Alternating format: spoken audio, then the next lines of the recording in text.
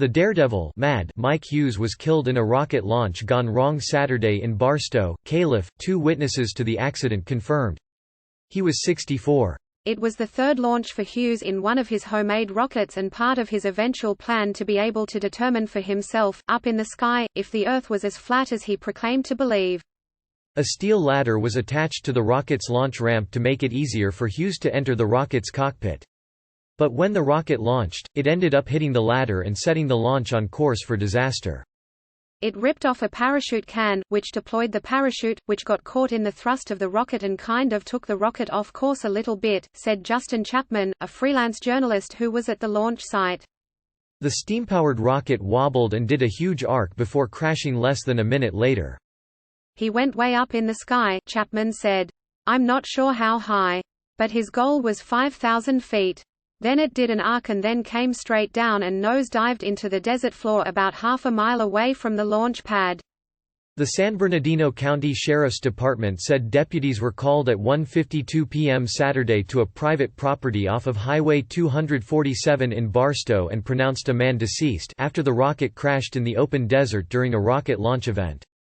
We don't know what happened, said Waldo Stakes, a close friend of Hughes who's been involved in the launches and was at the scene. Stakes says the rocket landed nearly a mile away from the launch site. There were about 50 to 60 people on hand for the event, including a crew from the Science Channel, which was documenting Hughes' launch as part of a series on homemade astronauts. Hughes previously launched in March 2018, when he soared roughly 1,875 feet in the air in the Mojave Desert before parachutes deployed and guided the rocket back to the ground. He emerged relatively unscathed at the time, telling the Associated Press he had pain in his back, but was glad to not have chickened out. Hughes also launched in Winkleman, Aries, in 2014, traveling 1,374 feet, according to the AP. Previous to taking up rocketry, Hughes was a stuntman who jumped limousines. He holds the record for the longest limousine ramp jump, according to Guinness World Records. Hughes jumped a 6,500-pound Lincoln Town Car stretched limo 103 feet at Perris Auto Speedway in 2002. He was trying to recreate the Snake River Canyon jump that Evel Knievel tried years ago, Chapman said. And I think that ultimately didn't come together.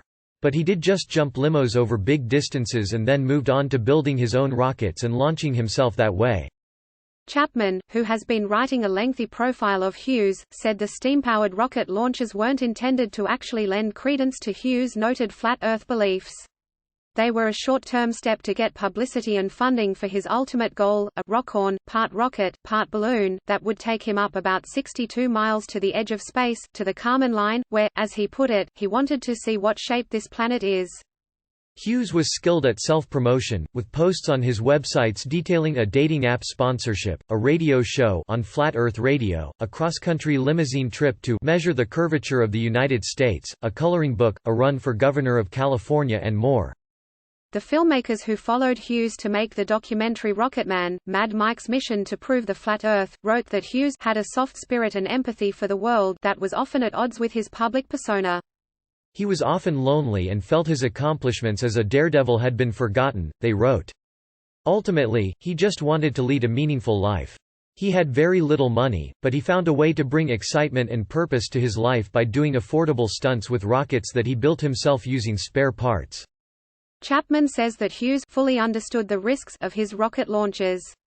He knew very well, he said very often, that this thing could kill you. He was very well aware of that. He was a daredevil and he was driven by this compulsion to do extraordinary things and inspire people, as he put it. Stakes simply called Hughes the greatest daredevil this country has ever seen.